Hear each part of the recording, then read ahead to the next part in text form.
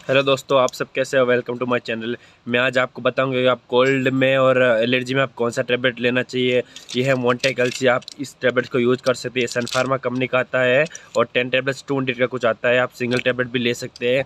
उसमें कोल्ड और एलर्जी के लिए बहुत अच्छा रहता है टैबलेट है। और आप कहीं पे भी मेडिकल शॉप पे जाए तो आप यही टैबलेट का नाम बोलिए, मोंटेगल्सी करके बोलिए, वो दे देगा। और सेम कंपनी का लीजिए, मोंटेगल्सी सन फार्मा का ब्रांड है। और ये कोल्ड कफ में, एलर्जी में वो अच्छा काम करता है। आप ले सकते हैं आराम से।